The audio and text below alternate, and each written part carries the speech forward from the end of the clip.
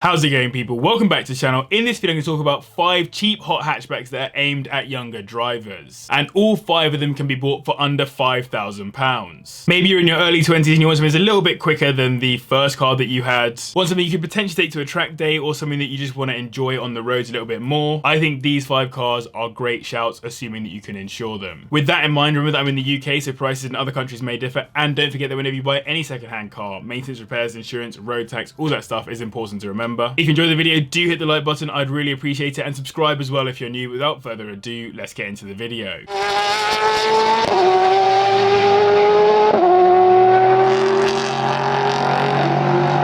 Let's kick this video off with the Suzuki Swift Sport, specifically the second generation, which hosts a 1.6 litre inline-4 engine, putting out 134 brake horsepower, which takes from 0 to 60 in 8.4 seconds. Not particularly quick, but don't let that take away from how decent this little hatchback actually is. It came as either a 6-speed manual or 7-speed automatic, with paddle shifters as well. Not bad for a car that was less than £14,000 when new. Compared to the standard car, it has larger 17-inch alloys and a more aggressive body kit that features a spoiler, modifications to the front grille and rear bumper, as well as the side skirts and dual exit exhausts. In addition to this, the interior gained some nice leather bucket seats, as well as a new steering wheel and slightly revised dashboard to make the whole package a bit sportier. In terms of performance though, the car also gained a better and stiffer overall suspension setup, with firmer bushes too for greater responsiveness. Owners and reviewers alike seem to agree that the car feels way more precise than the previous generation, although they also note that in terms of pace it can feel a bit sluggish and more warm than hot. But I would argue that hot hatches are supposed to be the kinds of cars you bash around B roads, not specifically cars that go quickly in a quarter-mile drag race. That said, the one sad thing is that apparently Suzuki engineers did consider turbocharging that 1.6 block, which I think would have been very much welcomed, although I'm glad that they still put handling before power,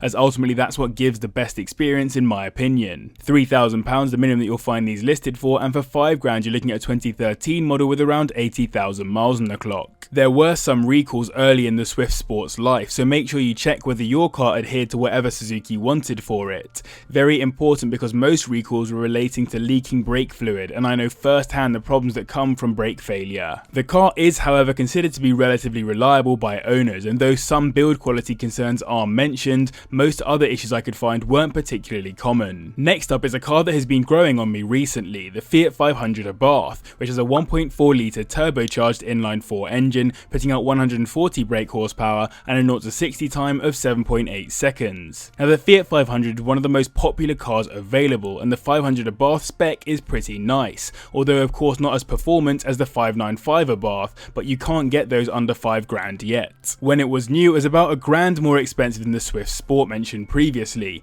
and weighs pretty much the same, but it benefits from torque transfer control, which effectively works to let you get on the power earlier when coming out of corners, which is exactly what you want in a hot hatch. I've not actually been in a 500 Abarth, though I have been in a 595, and from what I've heard from owners, it suffers way less from torque steer than in its more powerful equivalent, and gets less wheel spin, so it does actually feel like the torque hits the road pretty well. In terms of aesthetics, Fiat have done a great job in my opinion, with the slightly boxier styling that was meant to appeal more to a masculine market than the standard more bubbly car. Add the alloys, larger grille and sporty interior, which comes in an insane number of specs, and suddenly you have quite a desirable car. I personally am a fan of the carbon backed bucket seats, although I think these only came in the 595 and above sadly. But either way, if you're in the market for one of these, do make sure you look around for your perfect spec. The colour choices on both the exterior and interior appear to be above and beyond the other cars on this list. £4,000 the minimum that I could find these listed for, and for £5,000 you get a 2011 Abarth with around 80,000 miles on the clock. Despite Fiat maybe not having the best reputation on reliability,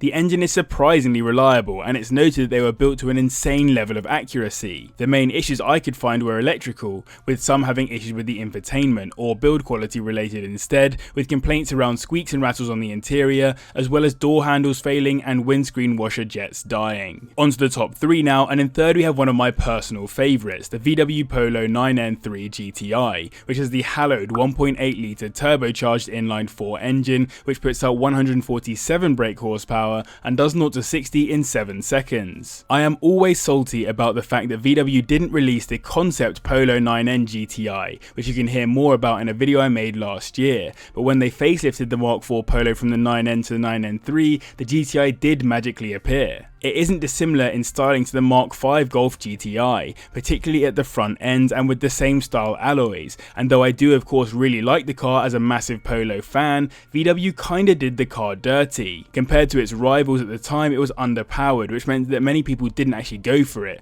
especially when you could get a quicker Corsa or mini hatch, and even the Ibiza, which sits on the same platform, had 178 brake horsepower. For that reason, VW ended up putting out the Polo GTI Cup Edition, with the same block as the Ibiza and an even more aggressive body, but in my opinion they probably should have given the original Polo GTI the power of the Cup, then made the Cup run the 225 band block or something like that instead, but then who am I to tell VW what to do? The interior on the GTI is practically the same as any other Mark IV Polo, just with a sportier steering wheel, the tartan seats with slightly bigger bolsters, and the modified GTI gear stick. Under the car you'll also benefit from uprated suspension for slightly better handling, and at the rear you'll find twin exit exhausts. These are listed for a minimum of around £3,000, and for £5,000 you'll be looking at a 2006 example with around 90k on the clock. Some key points to check if you're buying one include the synchros between first and second gear, which can be crunchy when shifting quickly, and the mountings for both the engine and gearbox, as they've been known to come loose or break entirely. The engine can have coil pack failures, as is customary on VWs, and some owners have noted excessive oil use. If you enjoyed the video, do hit the like button, I'd really appreciate it. 1,000 likes and I'll do this at under maybe £2,500 instead. And don't forget to subscribe, as we're so close to hitting 100,000 subscribers, it's crazy. Sometimes these cars get a bad rap on the internet, but the Vauxhall Corsa VXR is an absolute weapon in the right hands, with its 1.6 litre turbocharged inline-4, which puts out 189 brake horsepower and does 0 to 60 in 6.8 seconds. If you're in mainland Europe, you may know this car as the Opel OPC, but in the UK we swapped the Opel name for Vauxhall and Opel Performance Centre for Vauxhall Racing or VXR. Normally the car puts out around 230 Nm of torque, but it has an overboost ability which lets it put out 266 Nm, which is pretty nuts. Aesthetically, the car is way more aggressive than the standard Corsa D, with the revised front and rear bumpers, the signature central triangular exhaust pipe,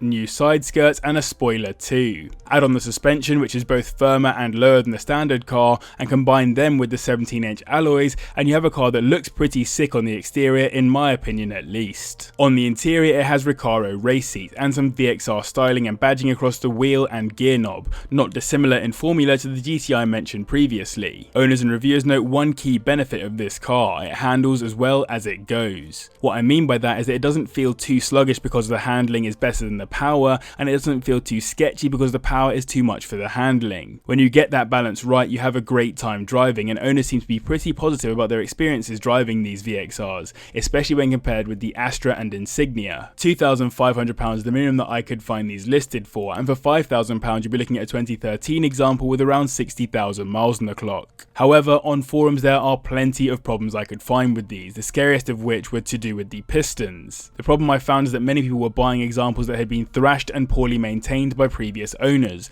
which is a bit of an occupational hazard when buying a hot hatch aimed at the younger market in some cases. I'm not saying it's unreliable, but if you're in the market for one, I would highly recommend looking through the forums, as there are way too many different problems noted for me to even mention in this video. Taking the top spot on this list is another of my favourites, the Renault Clio RS, which is a 2-litre inline-4 engine, putting out 197 brake horsepower and managing 0 to 60 in 6.7 seconds. Compared to the smaller and lighter previous generation, it was much more powerful, with more torque and shorter gear ratios in that 6-speed box, which meant better acceleration overall, so the fact that it's heavier didn't take much away in terms of its hotness. It's probably my favourite in terms of how the aesthetics uprate the standard car, as the wider wheel arches, more aggressive front and rear bumpers, and the splitters help to make such a good looking car. But it's not all about the aesthetics, as the front wheel arches have Formula 1 style vents to cool the brakes, and the rear diffuser actively assists in downforce, which is pretty nuts for a small hot hatch. This helped the car to receive a whole bunch of awards, which are well deserved in terms of that performance, as I've seen many of these absolutely bombing it around track days with relatively few modifications. If you wanted a car off of this list to just go fast on tracking,